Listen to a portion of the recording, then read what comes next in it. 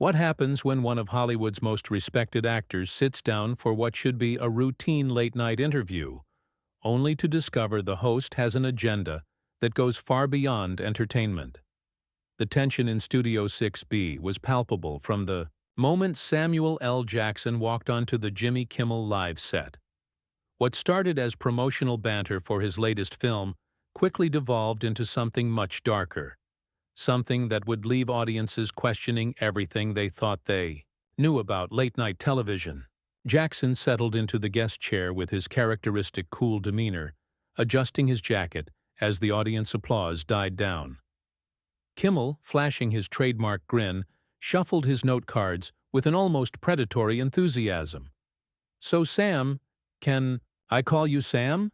Kimmel began, not waiting for an answer. "I have to say, your new movie looks incredible, but I'm more interested in talking about some of your past comments about the film industry."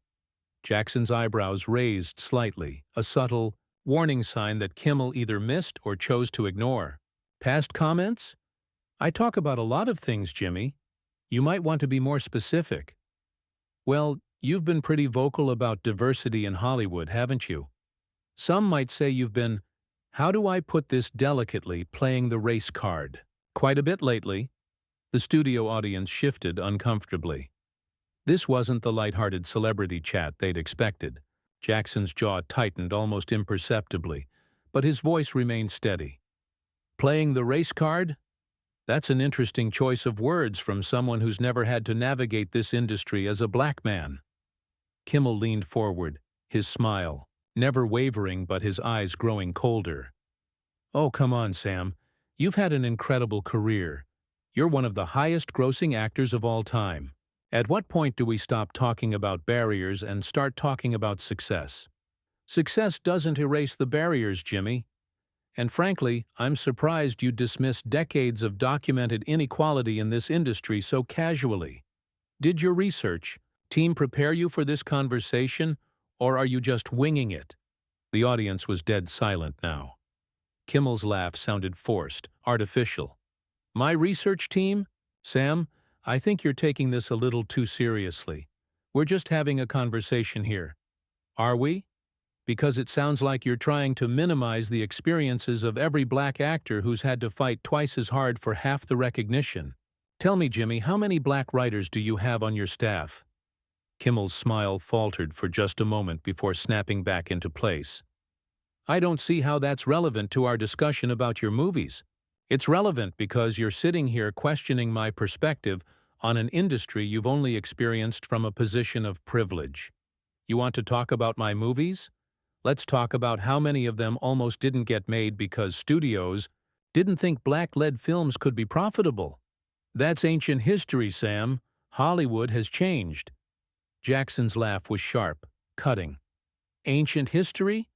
Jimmy, I had a studio executive tell me last month that my character needed to be more urban to appeal to my demographic. Ancient history?" Kimmel's composure was beginning to crack.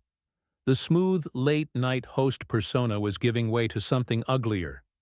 "Look, I'm just saying that maybe, just maybe, not everything is about race. Maybe sometimes an actor doesn't get a role because there's someone better for it. Someone better or someone whiter?" The question hung in the air like a challenge. Kimmel's face flushed slightly, and his voice took on a defensive edge. "That's not fair, Sam. You're putting words in my mouth. I'm not putting anything anywhere. I'm asking you a direct question based on your implication. You suggested that black actors might not get roles because someone is better for them. In an industry where black actors are consistently underrepresented, what do you think that better usually means? It means more talented, more bankable, more suitable for the role. Race doesn't factor into it." Jackson leaned back in his chair, his expression shifting from patient to incredulous. "Race doesn't factor into it? Jimmy, are you really going to sit there and tell me that Hollywood is a meritocracy? That every casting decision is based purely on talent? I'm saying that successful actors, regardless of race, are successful because they're good at what they do.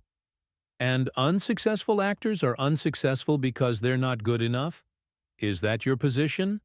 Kimmel was clearly uncomfortable. Now, his usual smooth delivery replaced by stammering uncertainty. Well, I mean, that's generally how industries work, isn't it? The best rise to the top. The best rise to the top. Jackson repeated the words slowly, as if tasting something bitter. Jimmy, do you know how many incredibly talented black actors waited tables while less talented white actors got leading roles?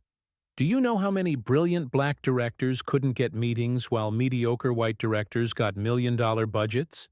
That's not really something I can speak to. No, it's not. But you were perfectly comfortable speaking to my supposed overuse of the race card. Funny how that works. The tension in the studio was becoming unbearable. Even the camera operators seemed frozen, unsure whether to keep rolling or cut away. Kimmel's handlers in the wings were making frantic gestures, but the host seemed determined to dig himself deeper. Sam, I think you're being a little sensitive. Here, I'm just trying to have an honest conversation about success in Hollywood. Sensitive. Jackson's voice dropped to a dangerous quiet. You think I'm being sensitive for pointing out institutional racism, but you're not being sensitive for dismissing it? Kimmel's face was reddening now, his carefully constructed television persona crumbling under Jackson's unwavering gaze. The host shifted in his chair, clearly rattled by the turn this interview had taken, but instead of backing down, he chose to escalate. Look, Sam, I think we need to be realistic here. You've made hundreds of millions of dollars in this industry. You've worked with the biggest directors, the biggest stars. At what point do you stop complaining and start being grateful? The word grateful hit the studio like a physical blow.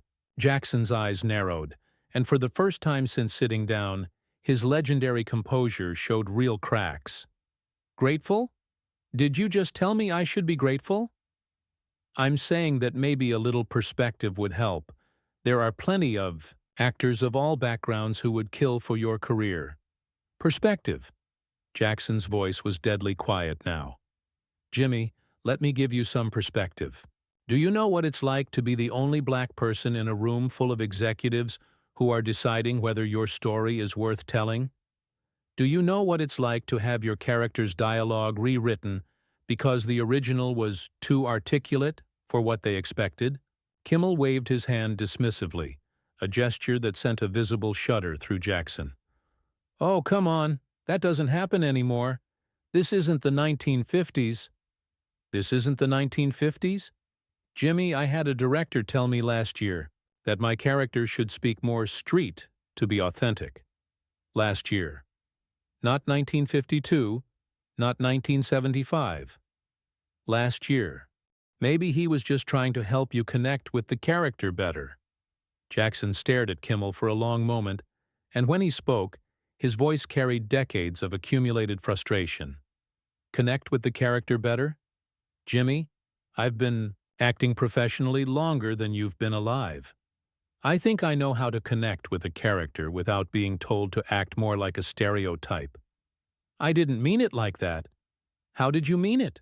Because from where I'm sitting, it sounds like you think there's a right way and a wrong way for a black man to speak, and you're comfortable with a white director correcting me on which one I should choose.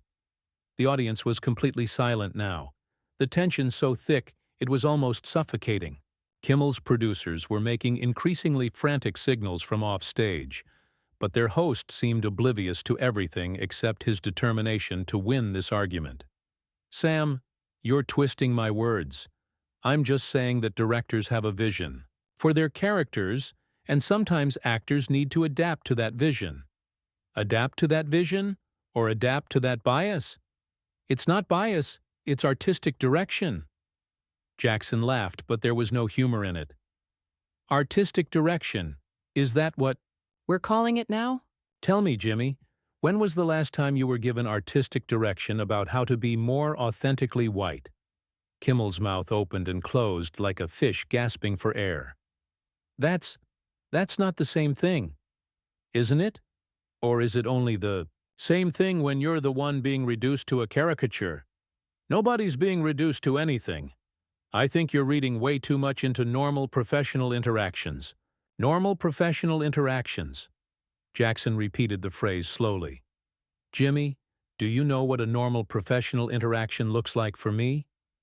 It's sitting in a room while executives debate whether having me in a lead role will hurt international box office because some markets are uncomfortable with black protagonists.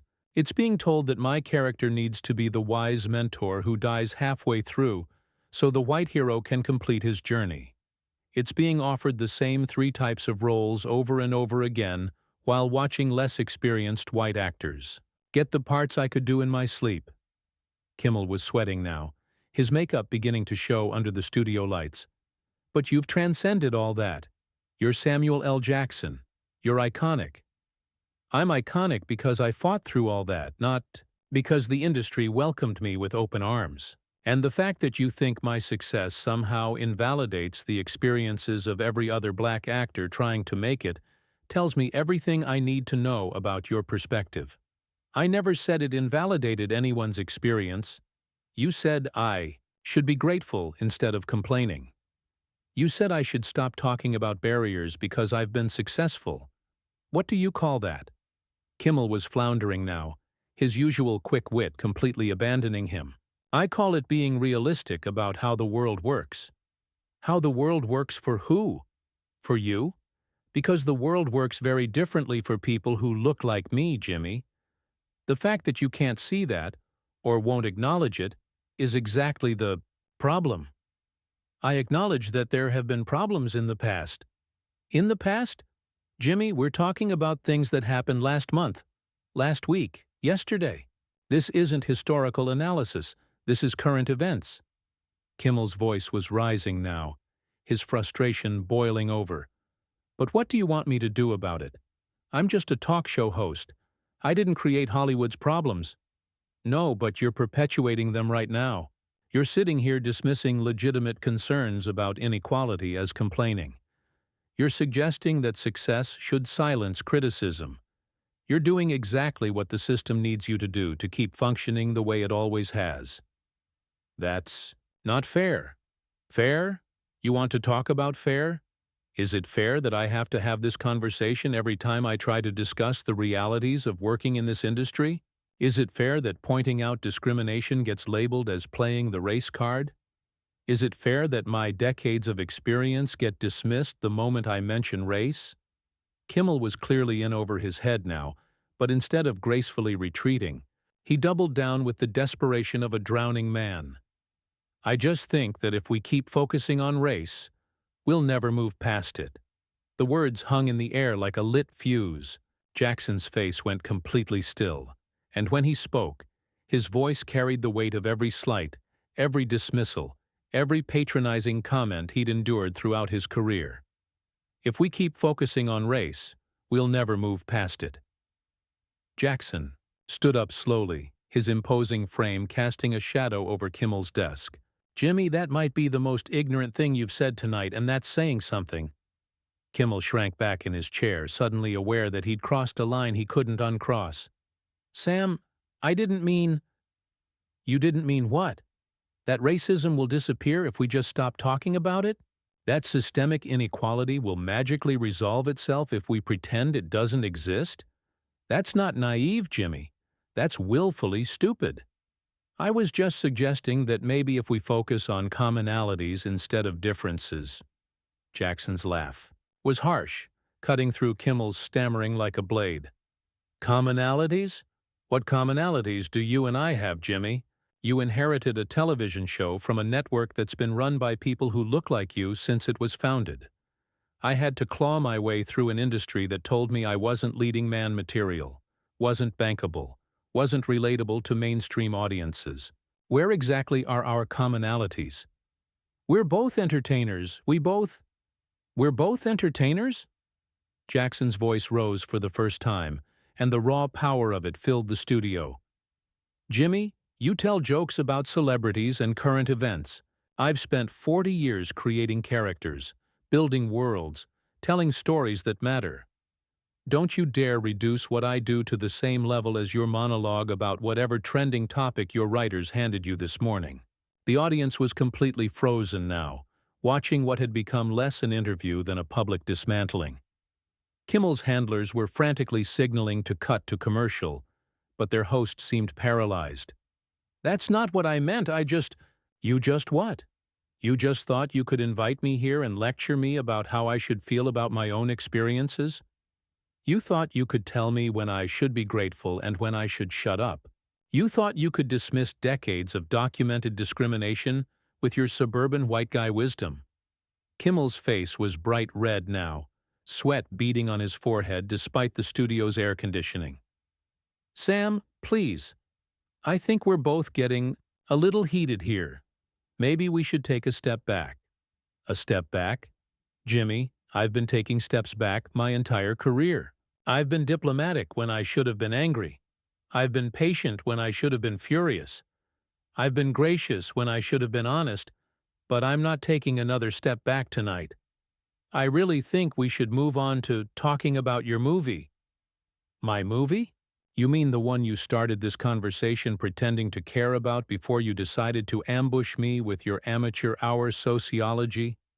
The one that almost didn't get made because the studio was concerned about international markets? The one where I had to fight for every line of dialogue that showed my character as intelligent and complex, instead of a walking stereotype?" Kimmel was visibly sweating now, his carefully styled hair beginning to wilt under the lights. "I didn't know any of that." "Of course you didn't know. You didn't bother to learn. You invited me here with your mind already made up about what you wanted to say. You wanted to put the uppity black actor in his place. You wanted to show your audience that you could take down Samuel L. Jackson with your clever observations about race relations. That's not true. I would never—" "You would never what? You would never dismiss the lived experiences of a black man? You would never suggest that success should buy silence? You would never imply that talking about racism is worse than racism itself? Because, Jimmy, you've done all of those things in the last 15 minutes. The studio was dead silent except for the hum of equipment and the sound of Kimmel's labored breathing. Jackson moved closer to the desk, his presence commanding every inch of space in the room. "You know what the really sad part is, Jimmy? You probably think you're one of the good guys. You probably think you're progressive because you make jokes about politicians you don't like. You probably think you're enlightened because you have black friends or because you've never used certain words. But tonight, you've shown everyone exactly what you really think about people like me." "Sam, please, I think there's been a misunderstanding." "A misunderstanding? Jimmy? The only thing I misunderstood was thinking you had enough intelligence and decency to have this conversation like an adult. Instead, you've spent the last 20 minutes proving that you're exactly the kind of person who makes this industry so hostile to anyone who doesn't look like you." Kimmel was desperately looking around the studio now, seeking help from his producers, his band, anyone who might rescue him from this disaster. But Jackson wasn't finished. "You want to know what real perspective looks like, Jimmy? Real perspective is understanding that your comfort with the status quo doesn't make it right. Real perspective is recognizing that your success doesn't invalidate other people's struggles. Real perspective is having the humility to listen when someone with different experiences tries to educate you." "I was listening." "No, you weren't. You were waiting for your turn to talk. You were preparing your next dismissive comment. You were thinking about how to redirect this conversation back to something that made you comfortable. That's not listening, Jimmy.